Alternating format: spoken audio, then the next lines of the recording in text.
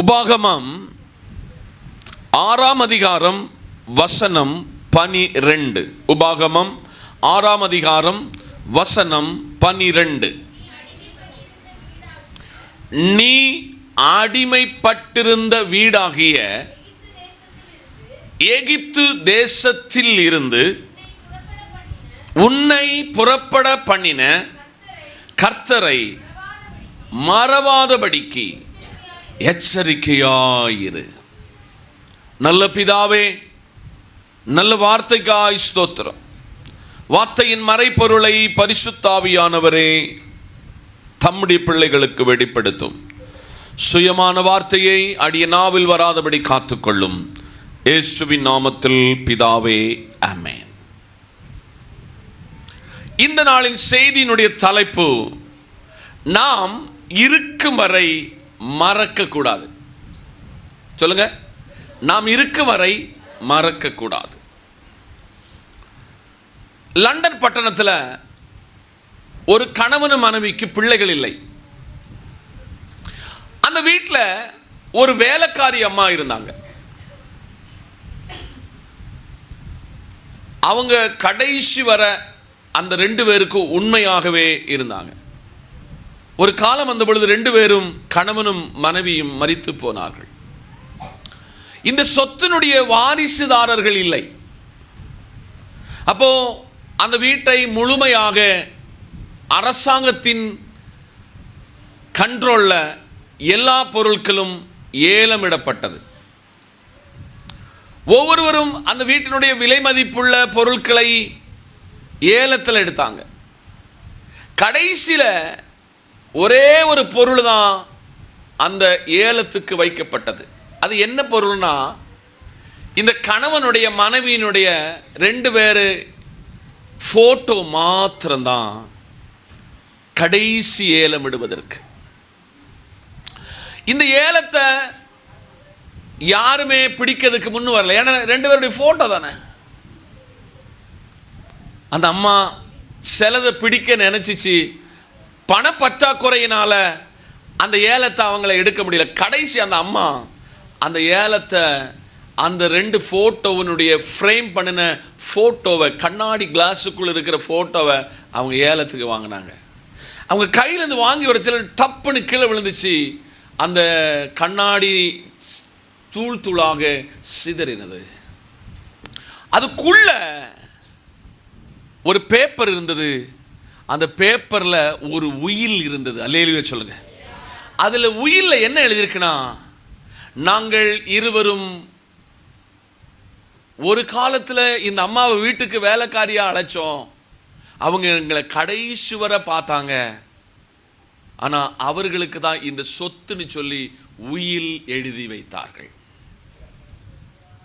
உலகத்துல ஒரு மனுஷன் சாதாரணமான ஒரு சின்ன காரியத்திற்கு மறக்காமல், தனக்கு பிள்ளைகள் இல்லை, உறவுகள் இல்லை, ஒரு வேலைக்காரிக்கு தன் சொத்தை எழுதி வைத்தது உண்மைன்னு சொன்னா, அடிமைத்தன வீடாகிய எகிப்து தேசத்தில் உன்னை புறப்பட பண்ணி உன்னை பாதுகாத்த கர்த்தரை மறக்காதபடி எச்சரிக்கையாயிரு என்று பரிசுத்த ஆவியானவர் இன்றைக்கு காலையில சபையை பார்த்து சொல்லுகிறார். எகிப்துல என்ன அடிமை?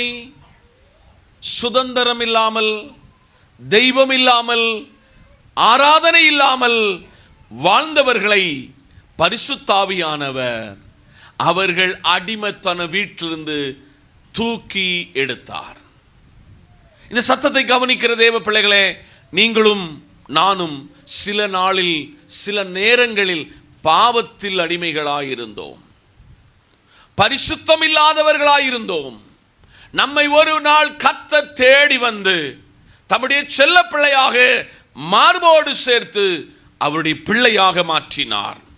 ஆதலால் ஒன்றாவது, நாம் கர்த்தரை மறக்காதபடி வாழ்வதற்கு எச்சரிக்கையாய் இருக்க வேண்டும் என்று கர்த்தர் இந்த காலையில் நம்மை பார்த்து உரைக்கிறார்.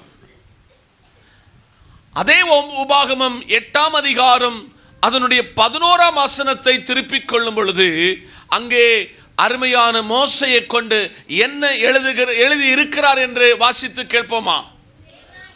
உன் தேவனாகிய கர்த்தரை மறவாதபடிக்கு நான் இன்று உனக்கு விதிக்கிற அவருடைய கற்பனைகளையும் நியாயங்களையும் கட்டளைகளையும் கை கொள்ளாமல் போகாதபடிக்கு கரங்களை தட்டி கர்த்தருக்கு ஸ்தோத்திரம். ஒரு கணவனும் மனைவியும் விவாக நாளில் சேர்க்கப்படும் பொழுது நம்ம ஊரினுடைய பழக்கத்தின்படி வால் போஸ்ட் அடிப்பாங்க. அதுல ஒரு ஆணினுடையவும் ஒரு பெண்ணினுடைய கையில விலங்கு போடப்பட்டிருக்கும். அப்படி ஒரு சிம்பல் ஒரு காலத்தில் இருந்து. இன்னைக்கு காலையில் சபையாகிய உங்களை என்னை கர்த்தர் பார்த்து சொல்லுகிறார், நீங்கள் ரட்சிக்கப்பட்டவர்கள், நீங்கள் மனம் திரும்பினவர்கள், நீங்கள் தேவனோடு பயணிக்கிறவர்கள், உங்கள் தேவனாகிய கர்த்தரை நீங்க எண்ணத்திலெல்லாம் மறக்க கூடாது என்று அவர் தம்முடைய டேர்ம்ஸ் அண்ட் கண்டிஷனை கொண்டு வருகிறாரு. கற்பனைகளை, நியமங்களை, கட்டளைகளை கை கொள்ளாமல் போகாதபடிக்கு எச்சரிக்கையாயிரு. இந்த ஆண்டை உண்டு தற்போது பரிசோதனை செய்வோம். இந்த ஆண்டுல உங்க கற்பனைகளை எல்லாம் விட்டு நான் எப்படியெல்லாம் விலகினேன், உங்களுடைய நியமங்களை விட்டு எப்படியெல்லாம் விலகினேன், உங்களுடைய கட்டளைகளை எல்லாம் கை கொள்ளாமல் எப்படி ஆண்டவரை போனேன். திரும்பி வர சபையை கர்த்தர் அழைக்கிறார். சங்கீதம் 9:17, ஏசாயா 51:12 திருப்பிக் கொள்ளுங்கள். சங்கீதம் 9:17. துன்மார்க்கனும் தேவனை மறக்கிற எல்லா ஜாதிகளும் நரகத்தில் தள்ளப்படுவார்கள். நீங்கள் துன்மார்க்கர் அல்ல, நீங்கள் தேவனை மறக்காத ஜாதி அல்ல. அப்படி நீங்கள் துன்மார்க்கமாய் தேவனை மறந்தீர்கள் என்றால், தேவனை விட்டு தூரம் போனீர்கள் என்றால், தேவனை மறந்தீர்கள் என்றால், அப்படிப்பட்ட ஜாதிகளை தேவன் நரகத்தில் தள்ளுண்டு போக செய்வார் என்று ஆவியானவர் சொல்லுகிறார். காதுள்ளவன் கேட்க கடவன். எசாயா 51:12 திருப்பிக் கொள்ளலாமே. நானே உங்களுக்கு ஆறுதல் செய்கிறவர், சாக போகிற மனுஷனுக்கும் புல்லுக்கொப்பான மனுபுத்திரனுக்கும் பயப்படுவதற்கும் வானங்களை விரித்து பூமியை அஸ்திவாரப்படுத்தி உன்னை உண்டாக்கின கர்த்தரை. அல்லேலூயா. இந்த கர்த்தரை மறந்து ஜெபம் பண்ணாம போனவங்க, இந்த கர்த்தர் செய்த நன்மையை மறந்து ஆராதனைக்கு வராம போனவங்க, உபவாச கூட்டத்துக்கு வராம போனவங்க, உங்களை கர்த்தர் எச்சரிக்கிறார்.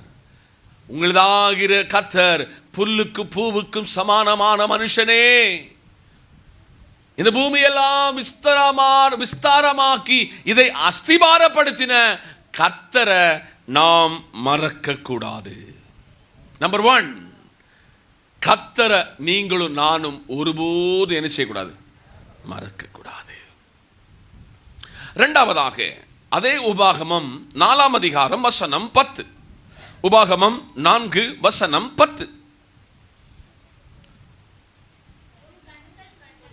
உன் கண்கள் கண்ட காரியங்களை நீ மறவாதபடி உன் ஜீவனுள்ள நாளெல்லாம் அவைகள் உன் இருதயத்தை விட்டு நீங்காதபடிக்கும் எச்சரிக்கையாயிருந்து உன் ஆத்துமாவை ஜாக்கிரதையாயும் காத்துக்கொள். அவைகள் உன் பிள்ளைகளுக்கும் உன் பிள்ளைகளின் பிள்ளைகளுக்கும் அறிவிக்கப்படுவதாக. கரங்களை தட்டி. 2, கட்டளைய மறக்க கூடாது. சொல்லுங்க, கட்டளையை மறக்க கூடாது. உபாகமத்தின் எழுத்தாளன் ரொம்ப தெளிவாக அந்த காரியத்தை நமக்கு படிப்பிச்சிருக்கிறார். உன் கண்கள் கண்ட காரியங்களை நீ என்ன செய்யக்கூடாது? மறக்க கூடாது. இந்த ஆண்டு உங்க கண்ணுக்கு முன்னான சில உயர்வை தந்தாரு, உங்களுக்கு எதிர்பார்த்திராத நன்மையை தந்தாரு. அது உன் ஜீவனுள்ள நாள் மட்டும் உன் இருதய விட்டு என்ன செய்யக்கூடாது, நீங்கவே கூடாது. அது நீ எச்சரிக்கையாயிரு. உன் ஆத்துமாவை ஜாக்கிரதையாக காத்துக்கொள். அல்லேலூயா. கட்டளை என்பது தேவன் தம்முடைய பிள்ளைகளுக்கு தந்தது, உலகத்தானுக்கு அல்ல. அப்படி நீ காத்துக்கொண்டு நீ உன் பிள்ளைகளுக்கு இதை சொல்லிக் கொடுக்கணும். உன் பிள்ளைகள் அதை அவருடைய பிள்ளைகளுக்கு சொல்லுவார்கள். என்றைக்காவது உங்கள் பழைய நிலைமைகளை உங்க பிள்ளைகளுக்கு சொல்லிக் கொடுக்கிறீங்களா? என்னைக்காவது நாம் ஒரு நாள் ஒரு காரியத்திற்காக பலரிடத்தில் கைகட்டி நின்றோம் என்று நம்முடைய பிள்ளைகளுக்கு சொல்லிக் கொடுக்கிறோமா? ஒரு நாளிலே நான் இந்த கட்டளைகளை கை கொண்டதுனால படிப்படியாய் கர்த்தர் என்னை உயர்த்தினார் என்று நாம் சொல்லுகிறோமா? இன்னைக்கு நம்ம சர்ச்சில் அநேகர் கை நிறைய நல்ல வருமானம் இந்த ஆண்டிலே உங்களுக்கு கத்த தந்தாரு, ரொம்ப சந்தோஷம். ஆனால் நீங்கள் பழைய நிலைமையை ஒன்று திரும்பி பார்த்ததுண்டா? பழைய நிலைமையை எவன் ஒருவன் திரும்பி பார்க்கிறானோ அவன் எந்த வழிகளிலும் வழி விலக மாட்டான் என்று இந்த வேதம் எனக்கு கற்றுக் கொடுத்தது. ஆனால் இன்னைக்கு காலையில் அவருடைய கட்டளைகளை மறக்காதபடி நம்மை காத்து கொள்ள வேண்டும்.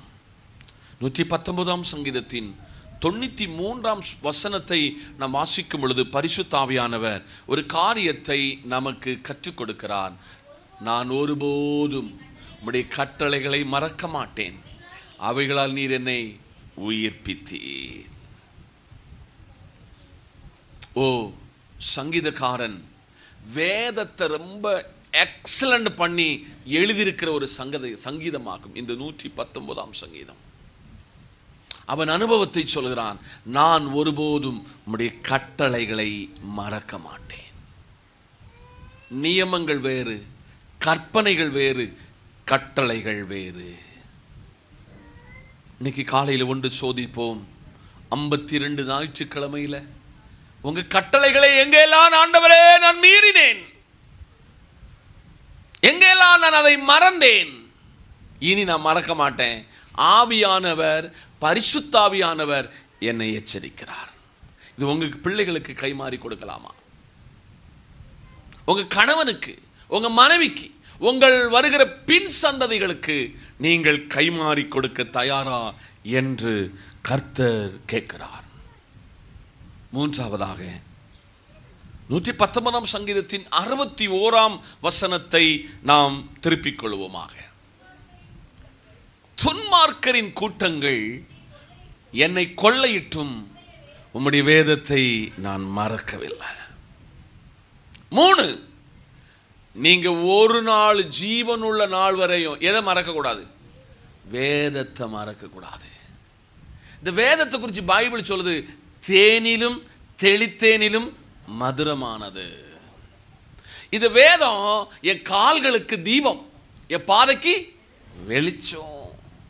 இது களங்கம் இல்லாத ஞானப்பால், இது ஔஷதம், இது இறைச்சி, இது ஒரு தாய் போல தேற்றும், இது பேசுகிற புஸ்தகம், இது உயிர் உள்ள புஸ்தகம். ஒரு அலையிலே சொல்லுங்க. அதனால் இன்னைக்கு காலையில 3வது நம்ம வாழ்க்கையில பரிசுத்த ஆவியானவர் சொல்லுகிறாரு, நீ வேதத்தை மாத்திரம் மறக்க கூடாது. நீ வேதத்தை மறந்தா நான் உன் பிள்ளைய மறப்பேன். இன்னைக்கு காலையில நீங்கள் இந்த ஆண்டிலே ரொம்ப பேருக்கு பரிசு பொருட்கள் வாங்கி கொடுத்திருக்கலாம், பிரியாணியை கொடுத்திருக்கலாம், ரொம்ப சந்தோஷம். யாருக்காவது ஒரு ரட்சிக்கப்படாதவனுக்கு ஒரு பைபிள் கிஃப்ட் பண்ணவங்க இதுக்குள்ள எத்தனை பேர் இருக்கிறீங்க? இந்த வேதம் அநேக பொல்லாதவனை புது மனுஷனாக்கி இருக்கிறது. இந்த வேதத்தை வாசிச்சவனை, ஞானம் இல்லாதவனை ஞானம் கற்றுக் கொடுத்துச்சு இந்த பைபிள். நிறைஞ்ச இடத்துல சொல்லுகிறேன், நான் ஒரு விக்குவாயனாகும். எனக்கு இன்னைக்கு பேசுகிறது போல சரளமாய் வார்த்தைகள் வராது. என்னை படிப்பித்த ஆசிரியர்கள் பலர் உயிரோடு இருக்கிறார்கள். ஒரு கொஸ்டினை என்னால் ஸ்பீடாக எழுத முடியும், ஆனால் இது சரளமாக பேச வராது. ஆனால் என்றைக்கு இந்த வேதத்தை எடுத்தேனோ, இந்த 2 லாங்குவேஜில் அடுக்கு மொழியில வரையும் பேசுவதற்கு பரிசுத்த ஆவியானவர் என்னை தகுதிப்படுத்தினார். என்னை மாற்றின, என் வாழ்க்கைய சரித்திரத்தை மாற்றின புத்தகம் இந்த புத்தகம். இந்த புத்தகத்தை நீங்க என்ன செய்யக்கூடாது? மறக்க கூடாது. 4வது நீதிமொழிகள் 3:1. என் மகனே, என் போதகத்தை மறவாத, உன் இருதயம் என் கட்டளைகளை காக்க கடவுது. 3 போதகத்தை என்ன செய்யக்கூடாது? இந்த அப்பா அம்மாவை பிள்ளைகளை ரொம்ப பேர பிள்ளைகள் வெறுக்கிறதுக்கு என்ன காரணம் தெரியுமா? அவங்க எப்பவும் போதிச்சுக்கிட்டே இருப்பாங்க. நீங்க ரொம்ப வீட்டில் தாத்தாவை பாட்டி எல்லாம் பிடிக்காது பிள்ளைகளுக்கு. அதை விட அப்ப நம்மையும் பிடிக்கவே பிடிக்காது. இவருக்கு வேற ஓயாம போட்டு நம்மளை நச்சரிப்பாரு. இனி வீட்டுக்கே வரமாட்டேன், நான் லீவு விட்டாலும் எங்க இருந்துக்கிட்டேன்? ஹாஸ்டல்ல இருந்துக்கிட்டேன். இன்னைக்கு காலையில் நான் மறை நிறைவோடு சொல்கிறேன், எங்க பெற்றோட்டெல்லாம் எல்லா பிள்ளைகளை காட்டிலும் ரொம்ப அடி வாங்கினவனாக்கு நான், ரொம்ப திட்டு வாங்கினவனாக்கு நான். இன்னைக்கு அவங்க இல்லை என்கிற ஒரு அந்த காரியங்களை சூழ்நிலைக்கு வரும் பொழுது எவ்வளவு வேதனைப்படுகிறேன் என்று எனக்கு மட்டும்தான் தெரியும். இந்த பகல் சபையோடு வேதம் சொல்லுகிற போதனையை கவனிங்க. அப்பா அம்மா சொல்லுகிற போதனையை கவனிங்க. தாத்தா பாட்டி சொல்லுகிற போதனையை நல்லா இருப்பீங்க. பக்கத்தில் கைப்பிடி சொல்லுங்க, நல்லா இருப்பீங்க. நீங்க நல்லா இருக்கிறது ரெமிடி இது மாத்திரம் என்று உங்களுக்கு சொல்கிறேன். பிள்ளைகிட்ட, ஒரு வாலிப பிள்ளைகிட்ட, சின்ன பிள்ளைகிட்ட கேட்குறேன், இந்த ஆண்டில் உங்க அம்மாவை அப்பாவை மனசாட்சி கொண்டு கேளுங்க, எத்தனை முறை உங்க உள்ளத்தில் திட்டுனீங்க? போய் இந்த வீட்டில் இந்த அப்பனுக்கும் அம்மைக்கு நான் பிள்ளையா பிறந்துட்டேன்னு சொல்லி மனசார உள்ளத்தில் திட்டுன. ஒப்பரவாய் திரும்பி வா. ஆண்டின் இறுதி மணித்துளில் கர்த்தர் பேசுகிறார், காதுள்ளவன் கேட்க கடவன். எனக்கு ஒரு எனது பெரம்பெடுத்து அடிக்கக்கூடிய காலெல்லாம் விட்டு போச்சு. எனக்கு திட்ட வேண்டிய காலங்கள் எல்லாம் போச்சு. எனக்கு வேதத்தில் மாத்திரம் எச்சரிக்கை தான் இந்த ஆண்டவர் ரைட்ஸ் கொடுத்திருக்கிறாரு. அதனால என் மகனே, தங்கச்சி, என் மகளே, தம்பி, என் போதகத்தை நீ என்ன செய்யாத? மறக்காத. உன் போதகர் உன்னை நேசித்து உன்னை திருத்தி எடுக்கிறதுக்கு சில நேரங்களில் பல ஆலோசனை கொடுத்த நேரத்தில் நீ சில நேரத்தில் வெளியில் போன. நீ அதை மீறி அவர் இருக்காரு, நான் இப்படிதான் செய்வேன் என்கிற பெருமை உனக்கு வந்துச்சு. சில நேரத்தில் நீ அழுகைக்கு கண்ணீருக்கும் கணக்கில் மறந்துடாத என்று கர்த்தர் உரைக்கிறார். 5 103 சங்கீதம் வசனம் 2. என் ஆத்துமாவே கர்த்தரை ஸ்தோத்தரி, அவர் செய்த சகல உபகாரங்களை. 30ஆம் தேதி நன்றி சொல்ல தான் நம்ம வரப்போறோம். எத்தனாம் தேதி? 30ஆம் தேதி. என் லைஃப்ல இவ்வளவு உயர்வுக்கு ஒரு பின்னணி இருக்கு, உங்களுக்கு தெரியுமா? 31 நாட்கள் எங்கேயாவது ஒரு டைம் கிடைக்கிற இடத்துல போய் உட்காருவேன், வீடை விட்டுருவேன். அது சில இடத்துல காடா இருக்கும், வேறொருடைய வீடு பூட்டினதா இருக்கும். அந்த வீட்டினுடைய சாவியை வாங்கி அந்த இடத்துல அமருவேன். எனக்கு தந்த இந்த ஆண்டில் தந்த ஒவ்வொரு ஃபேஸ்டுக்காக, என் வாகனத்துக்கு தந்த பெட்ரோலுக்காக, எனக்கு தலையில தேய்க்க தந்த எண்ணெய்க்காக, எனக்கு தந்த ஆகாரத்திற்காக, எனக்கு தந்த சகல ஆசீர்வாதங்களுக்காக ஒன் பை ஒன்னாக ஆண்டவரிடத்தில் நன்றி சொல்லி வருவேன். இன்னைக்கு தேவன் பல நிலைகளில் உயர்வதற்கு இது ஒரு காரணம். எல்லா நாளிலும் ஜெபம் பண்ண சொல்ல நீங்க சொல்லுவீங்க, என் ஆத்துமாவே கர்த்தரை சோதரி, என் முழு உள்ளமே பரிசுத்த நாமத்தை சோதரி, என் ஆத்துமாவே கர்த்தரை சோதரி, அவர் செய்த சகல உபகாரங்களை. நீங்க ட்ரெயின்ல இந்த ஆண்டு சஞ்சரிச்சிருக்கலாம், விமானத்தில் சஞ்சரித்திருக்கலாம், இருசக்கர வாகனத்தில் சஞ்சரித்திருக்கலாம், ஒருவேளை போட்டிலையோ கப்பல்ல கூட சஞ்சரித்திருக்கலாம். சமீபத்தில் நம்முடைய பக்கத்துல 2 பேருந்துகள் நேருக்கு நேர் மோதினது. இப்படி முன் சீட்டில் இந்த ஆண்டுல உங்களை கொண்டு வச்சு பிரயாணம் பண்ணினார் ஆண்டவர். பிரயாணம் பண்ண வச்சாரு. உங்க இருசக்கர வாகனத்தில் பிரயாணம் பண்ண வச்சாரு. அவர் செய்த நன்மையை பல நேரத்தில் நம்ம மறந்து போனோம். இனி நீ மறக்க கூடாது மகளே, இனி நீ மறக்க கூடாது மகளே, அவர் செய்த சகல உபகாரங்களையும் மறவாதே. போன வாரத்தில் நான் உங்களுக்கு சொன்னேன், என்னுடைய லைஃப் ஆரியங்காவில் தொடங்க சொல்ல, விவாகத்துக்கு முன்னுள்ள காரியம் சொல்லுதேன். ஒரு மண்ணெண்ணெயில டியூப் இட்டு வந்த ஒரு ஸ்டவ்வும் 2 பானையும், ஆகாரம் சாப்பிடுவதற்கு 2 தட்டும், ஒரு அம்மியை கொண்டு தொடங்கின வாழ்வை சரித்திரத்தை மாற்றினார். அதை இன்னைக்கு நான் மறக்கல. எந்த ஸ்டேஜிலையும் பகிரங்கமாய் சொல்வதற்கு என் அப்பன் என்னை தகுதியாக தைரியமாக என்னை இந்த பூமியிலே நிறுத்தி இருக்கிறார். அவர் செய்த சகல உபகாரங்களையும் மறக்க கூடாது. 6வதாக எபிரேயர் 13:2. எபிரேயர் 13ஆம் அதிகாரம் 2. அந்நியரை உபசரிக்க அதனால் தேவதூதர்களையும் உபசரித்ததுண்டு. கரங்களை தட்டி. இனி ரொம்ப பிரதானமானது, பக்கத்துல சண்டைக்காரங்க இல்லைன்னு நினைக்கிறேன், கையை கொடுத்து சொல்லுங்க, அந்நியரை உபசரிக்க வேண்டும். அல்லேலூயா, அல்லேலூயா. என்னது? நம்ம கணவனுக்கே சில நேரத்தில் சாப்பாடு கொடுக்க மாட்டோம், மனைவிக்கே என்ன செய்ய மாட்டோம், அவளுடைய காரியங்களை பூர்த்தீகரிக்க மாட்டோம். இன்னைக்கு உங்ககிட்ட கேட்குறேன், உங்க சொந்த மனைவிக்கு இந்த கிறிஸ்துமஸுக்காவது ஒரு நல்ல சேலை வாங்கி கொடுத்தீங்களா? உங்க மனைவி நீங்க அழகு பார்க்கட்ட யார் அழகு பார்ப்பா? பாசமாவிட்ட கேட்டால் தெரியும். பாசமாவட்டெல்லாம் எந்த சேலை எடுக்க சொல்லுதனோ அந்த சேலை நல்ல தரமாக எடுக்க சொல்லுங்க. ஒரு அலையிலே சொல்லுங்க.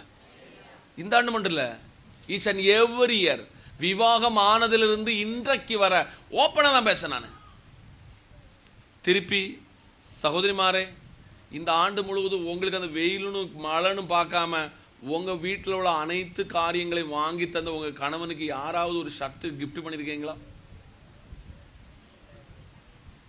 பண்ணியிருக்கீங்க. Very good, super. The relationship, உறவு என்பது ரொம்ப பிரதானம். அதை போல ஏழைகளை நீங்கள் உபசரித்தது உண்டா? தரித்திரரை உபசரித்தது உண்டா? இன்னைக்கு காலையில இன்னைக்கு ஆண்டவர் சொல்றாரு, நீ அந்நியரை உபசரிக்க என்ன செய்யக்கூடாது. ஒருவேளை இந்த ஆண்டு நீங்க விட்டுட்டீங்கன்னா அடுத்த ஆண்டு இப்பமே பிளான் பண்ணணும். நான் அந்நியரை உபசரிப்பேன். நான் பஸ்ஸில், ட்ரெயினில், என்னுடைய காரில் பயணிக்க சொல்ல அன்னகர் என்பவர்களை உங்களுக்கு தெரியும். அவங்க இப்படி ஒரு கை தட்டுவாங்க. அந்த இடத்திலும் அவர்களையும் ஆதரிப்பதற்கு ஆவியானவர் ஏவினது உண்டு, கொடுத்தது உண்டு. இந்த காலையிலே உங்களை பார்த்து கர்த்தர் கேட்கிறார், இந்த ஆண்டில் நீங்க எத்தனை பேர் அந்நியரை உபசரித்தீர்கள்? அப்படி நீங்கள் அந்நியரை உபசரித்தது உண்டானால் சிலர் அறியாமல் யாரை உபசரித்தது உண்டு? தேவதூதர்களையும் உபசரித்ததுண்டு. கடைசியாக பிரசங்கத்தை நிறைவு செய்ய போகிறேன். எபிரேயர் 13:16. எபிரேயர் 13:16. அன்றையும் நன்மை செய்யவும் தான தர்மம் பண்ணவும் மறவாதிருங்கள். இப்படிப்பட்ட பலியின் மேல் கரங்களை தட்டி கர்த்தருக்கு அதனால் இன்னைக்கு காலையில் சபையோடு பரிசுத்தாவியானவர் 7 காரியத்தை பேசியிருக்கிறார். எத்தனை காரியம்? ஓ பிரைஸ் தி லார்ட்.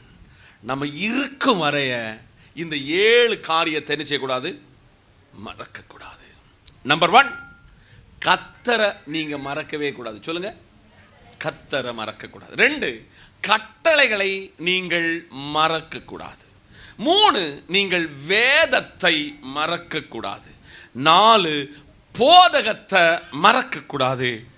5, அவர் செய்த சகல உபகாரங்களை மறக்கக்கூடாது. 6, அந்நியரை உபசரிக்க மறந்துவிடக்கூடாது. 7, நன்மை செய்ய மறக்கக்கூடாது. இந்த தேவ வார்த்தைகளினால் உங்களையும் என்னையும் ஆண்டவர் கனப்படுத்தி மேன்மைப்படுத்தி அழகு பார்ப்பார் என்று மனமாற வாழ்த்தி உங்களிடத்திலிருந்து விடைபெறுகிறேன். கர்த்தர் நம்மை ஆசீர்வதிப்பார். கண்களை மூடுவோம், ஜெபிப்போம். மகா பரிசுத்தரும் நீதிபரருமாயிருக்கிற நல்ல பிதாவே, வார்த்தை உம்முடையதப்பா. அடியன் ஒரு அப்ரோஜனமான மனுஷன். என் கையில் தந்த கடமையை நான் செய்திருக்கிறேன் ஆண்டவரே. அப்பா, விளைய செய்கிறவர் நீர். உங்களை மாத்திரம் மறவாமல் உம்மோடு சஞ்சரிக்க உம்முடைய பிள்ளைகளை அனுக்கிரகம் பாராட்டும். பிரிகிறோம் அப்பா, நேசக்கரம் எங்களோடு இருக்கட்டும். துதியும் கனமும் மகிமையும் உமக்கு ஒருவருக்கே. இயேசுவின் நாமத்தில் பிதாவே, ஆசீர்வாதம். நம்முடைய கர்த்தரும் இரட்சகரும் மீட்பருமாயிருக்கிற இயேசுவின் கிருபை, பிதாவின் அன்பு, பரிசுத்தாவின் ஐக்கியமும் நாம் அனைவரோடும், நாம் கேட்டுக்கொண்ட தேவ வார்த்தையோடும் சகல பரிசுத்தவான்களோடும் கர்த்தர் கிருபை என்று நிலைத்திருப்பதாக. ஆமென். சேர்ந்து சொல்லுங்க, என் ஆத்துமாவே என் முழுவதுமே பரிசுத்த நாமத்தை சோத்திரி. என் ஆத்துமாவே கர்த்தரை சோத்திரி, கர்த்தர் செய்த சகல உபகாரங்களை மறவாதே. ஆமென். நமக்கு ஜெயம் கொடுத்த கர்த்தர் நன்றி சொல்லுவோம். அல்லேலூயா, அல்லேலூயா.